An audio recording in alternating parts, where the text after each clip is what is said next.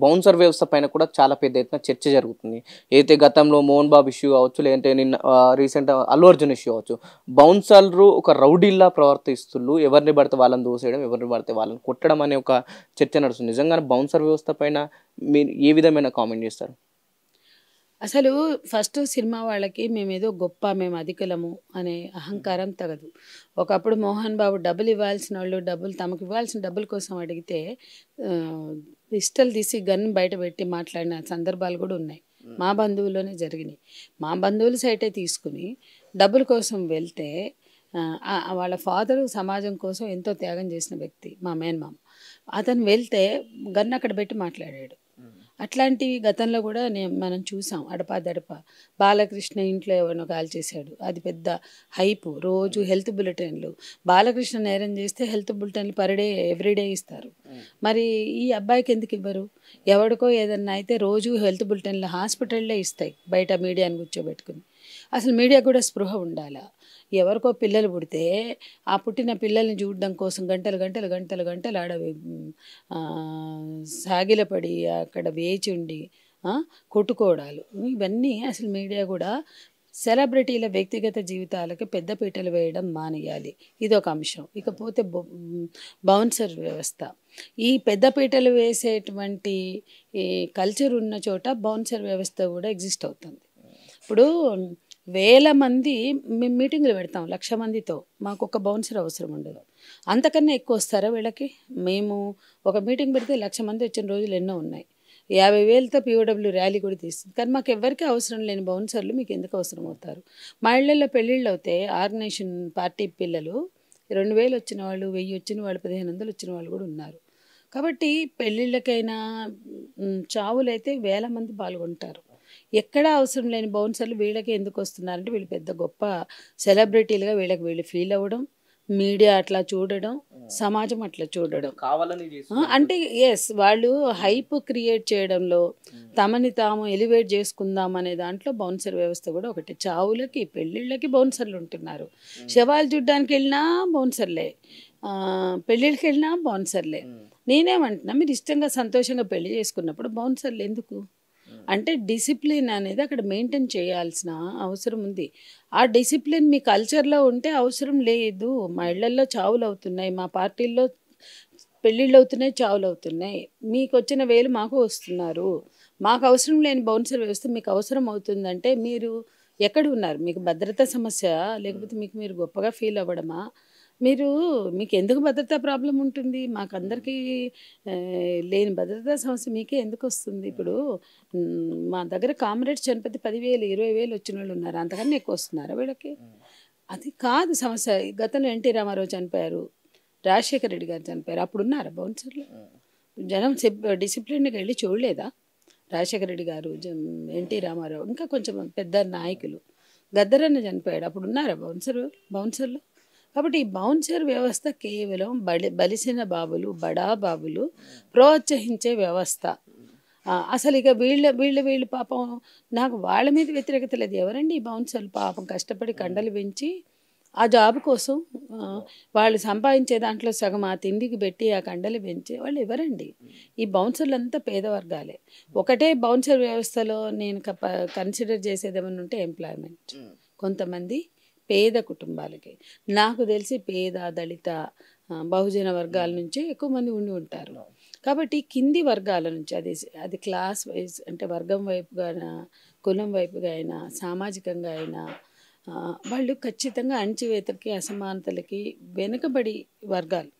ఆ వెనుకబడిన వర్గాలకు ఒక ఎంప్లాయ్మెంట్గా ఉంది అనే ఒక పాజిటివ్ పాయింట్ తప్ప ఈ ఈ ఎంప్లాయర్స్ వైపు నుండి చూస్తే, లేదా దాన్ని ఎంకరేజ్ చేస్తున్న వ్యవస్థ వైపుగా చూస్తే మాత్రం అది ఖచ్చితంగా దాన్ని నేను అమానవీయం అని అనకపోయినా అనవసరమైందనేది అయితే ఖచ్చితంగా చెప్తాను. దాని వలన మొన్న సినిమా థియేటర్ ఉంది, థియేటర్లలో బౌన్సర్లు క్రియేట్ చేసిన దానివల్లే తొక్కిసలాట. చాలా స్పష్టంగా పోలీసులు చెప్తున్నారు, ప్రత్యక్ష సాక్షులు చెప్తున్నారు. వీళ్ళు కింది క్లాస్ తీసుకున్నారు అంత. మళ్ళీ టికెట్లు పెంచి ఎందుకు ఇస్తారండి? సినిమాల్లో బెనిఫిట్ షోలు పెంచి చాలా 10 times పెంచి వాళ్ళు చెప్తున్నారు కదా ఆ క్లాస్ కొనుక్కోవడం కింది క్లాస్ అది. మరి నేను థియేటర్లో చూడక చాలా రోజులైంది. మేము ఒకప్పుడు నేల టికెట్ అనేవాళ్ళం, ఇప్పుడు ఏమంటారు తెలియదు నాకు. కింది క్లాస్ అక్కడ నుంచి 7వ రోజులో 8వ రోజులోనూ వీళ్ళు ఉన్నారు. అల్లు అర్జున్ వచ్చాడు, ఆయన పైన ఈయనోడు సప్పుడు చేయక ఏ గాగుల్సో పెట్టుకుని ఒక టోపీ పెట్టుకుని పోయి కూర్చొని చూసి రావాలి కదా. నీకు ప్రేక్షకులు ఎలా రిసీవ్ చేసుకుంటున్నారు అని చూడటమే కదా నీ పర్పస్. సైలెంట్గా వెళ్ళి కూర్చో. నువ్వు కళ్ళజోడు పెట్టుకుని టోపీ పెట్టుకుంటే ఎవడు గుర్తుపడతాడు? హైపే. మరి ఎందుకు అంతమందితో పోయావు? నీకెందుకు బౌన్సర్లు? గమ్మున పోయి నీ భార్య పిల్లల్ని నేను ఒకసారి సినిమాకి వెళ్ళా, వచ్చారు వాళ్ళ కుటుంబంతో, ఇంద్రగంటి వచ్చాడు, ఇంద్రగంటి మోహన్ అంటారు కదా, తను వాళ్ళ భార్య పిల్లలతో అట్లా చక్కగా వచ్చి చూసుకుని పోయేవాళ్ళు చాలామంది ఉంటారు. హీరోలు కూడా ఉన్నారు. ఒకసారి నాని కూడా కనపడ్డాడు మాకు. సైలెంట్గా వచ్చి పోవచ్చండి, బౌన్సర్లతో అక్కర్లేదు. మేము కూడా ఏదో సినిమాకి పోతే నాని కనపడ్డాడు చాలా రోజుల క్రితం. అంటే నేనేమంటున్నా అంటే, నీకు ప్రేక్షకులు నా సినిమాని ఎలా రిసీవ్ చేసుకుంటున్నారు అని చూడాలంటే దానికి పద్ధతులు ఉన్నాయి. లేదు నీ సినిమాని నీకు మళ్ళీ చూసుకోవాలి అంటే బెనిఫిట్, మీరు ప్రివ్యూ థియేటర్స్ ఉన్నాయి మన దగ్గర. రిలీజ్ అయ్యాక కూడా వేస్తారు. ప్రసాద్ ఐమాక్స్లో కానీ, ఐమాక్స్ కాదు సారీ, ప్రసాద్ ల్యాబ్స్లో కానీ ప్రివ్యూ థియేటర్స్ చాలా ఉన్నాయి. మీరు అక్కడ వేసుకుని మీకు కావాల్సిన వాళ్ళందరినీ పిలుచుకుని డిబేట్ పెట్టి వాళ్ళ అభిప్రాయాలు తీసుకుని చక్కగా చేసుకోండి. ప్రివ్యూ థియేటర్స్ ఉన్నాయి కదా, ఎందుకు జనం ప్రాణాలతో చెలగాట మాడతారు? ఒకటి. ఇంకో విషయం ఏంటంటే, ఎంతసేపు నేను ఎప్పటి నుంచో వస్తున్నాను అని అంటున్నాడు కదా తను. ఒకప్పుడు ఈ పిచ్చి లేదు, ఈ ఒకప్పుడు అన్ని ఇప్పుడు ఒకప్పుడు కాదు, ఒకప్పుడు ₹1,00,00,000 తీసుకునేవాళ్ళు, 300 కోట్లు తీసుకుంటున్నావు కదా. నేను ఎప్పుడు వచ్చి చూశాను అంటే అన్నీ ఒకప్పుడు లాగా లేవే. ఇప్పుడు అన్నీ మారుతున్న సమాజాన్ని బట్టి కూడా మీరు మారాలి.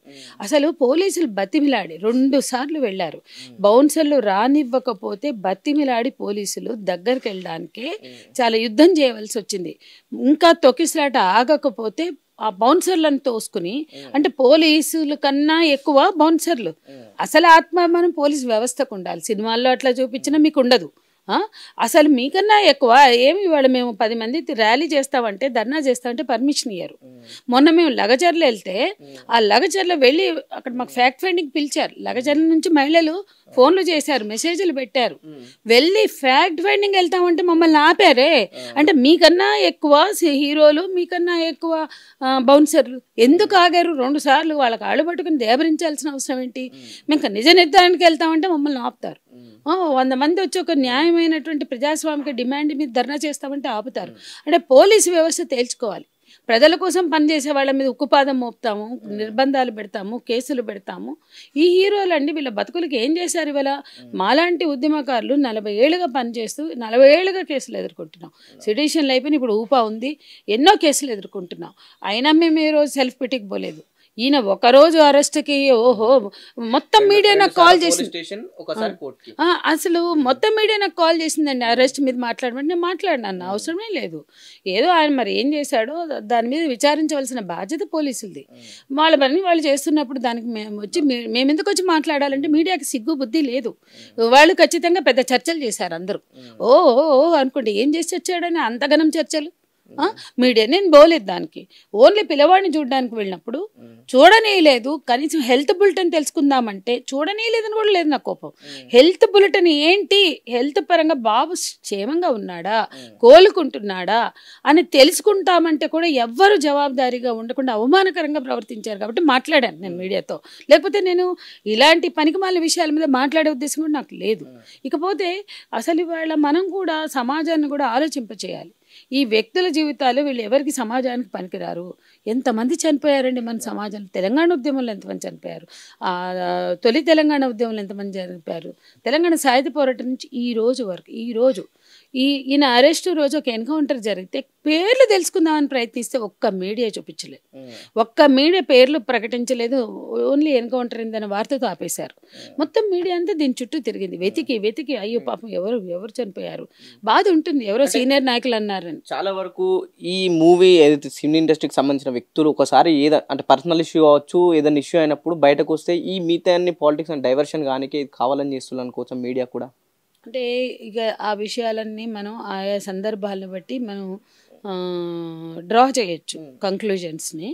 కానీ నేనేమంటున్నా అంటే, మీడియాకి ప్రజల పక్షం అనే ఒక నైతిక బాధ్యత ఉండాలి. అది పోయింది, పూర్తిగా పోయింది.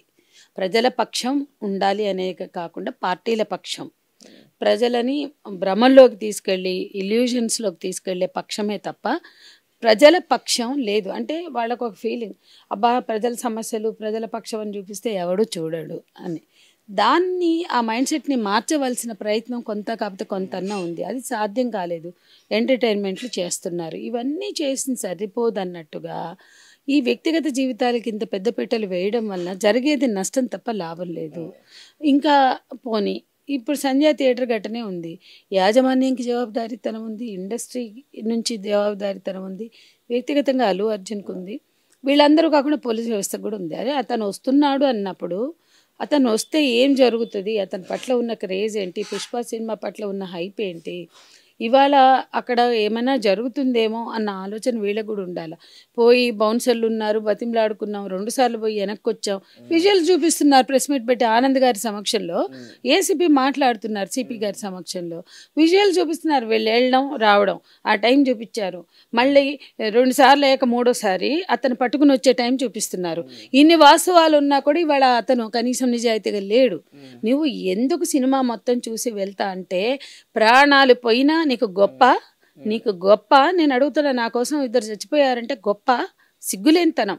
ఎందుకు మీ కోట్లు, ఎందుకు మీ బతుకులు? మీరు హీరోలు కాదు, మీరు జీరోలు, మీరు బఫూన్లు. ఇటువంటి లఫుట్ల కోసమా మనం ప్రాణాలు తీసుకునేది? ప్రధానంగా ప్రేక్షకులకు కూడా స్పృహ ఉండాలని అంటున్నా. మీకు ఇష్టమైతే సినిమాని ఎంజాయ్ చేయండి, నటుని అభిమానించండి, కానీ ప్రాణాలు తీసుకునే స్థితికి వెళ్ళొద్దు. అభిమానులు కూడా బాధ్యతగా ఉండాల్సిన అవసరం ఉంది.